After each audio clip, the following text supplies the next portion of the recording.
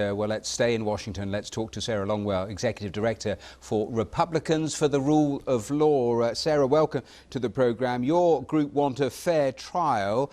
Is what we are seeing so far a fair trial in your view? Well, it depends on whether or not we get to witnesses. I think for it to be a fair trial, they have to demonstrate that they genuinely want to learn the truth.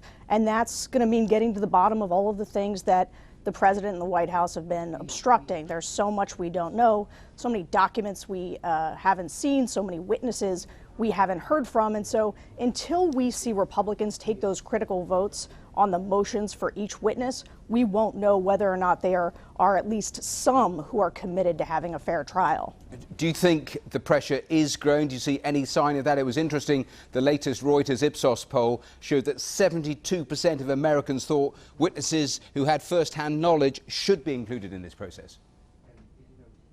I do think the pressure is growing. I think there's been poll after poll that has demonstrated that the American public believes that there should be witnesses, believes that the trial should be fair. And last night we did see and hear from a couple more Republicans who suggested that they are open to witnesses. For the first time, we heard Rick Scott, senator from Florida, say that he very much would like to hear from witnesses. And that's in addition to people like Mitt Romney and Susan Collins and Lisa Murkowski. And so if you can get to 4 Republicans who say they'd like to hear from witnesses and will vote on that, that is how this entire thing hinges. I mean, if you get John Bolton there or Mike Pompeo or Mick Mulvaney, that's when you hear an entirely new case, because all of the things that the White House kept from the House will suddenly be out in the open, and that's going to make a big difference. I just want to play a really short clip from Donald Trump from yesterday that's been getting a lot of attention because he's been speaking whilst he was in Davos on many occasions when he was asked by the media. But I just want to put this short clip on the screen. We're doing very well. I got to watch enough. I thought our team did a very good job. But honestly, we have all the material.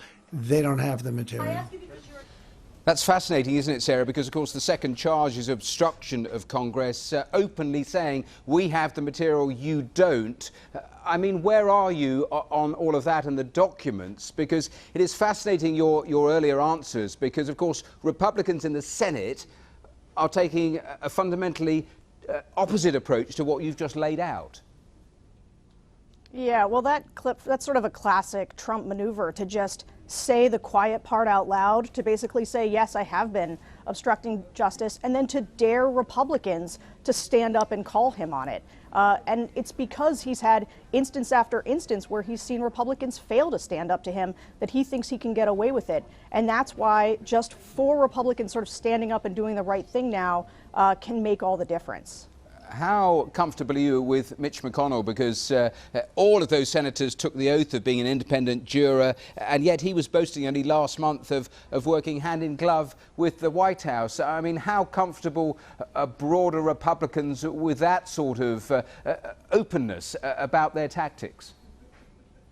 Well, I think lots of other Republicans are comfortable with it. I'm not the least bit comfortable with it. I'd like not just the appearance of a fair trial, but a truly fair trial, because it's constitutional and because it's the right thing to do. And it's been very upsetting to see him say that he's going to work in lockstep with the White House. But I have been gratified to see people like Susan Collins say that they're not comfortable with it either. And so our role as Republicans for the Rule of Law is to kind of work with some of those Republicans like Collins, like Mitt Romney, who do seem to want to get to the truth, and help provide cover for all of the Republicans out there who are just perfectly happy to not hear any of this evidence, to not try to get to the truth, who just want to say it was a perfect call and walk away. And it's been so disappointing to see Republicans act like that.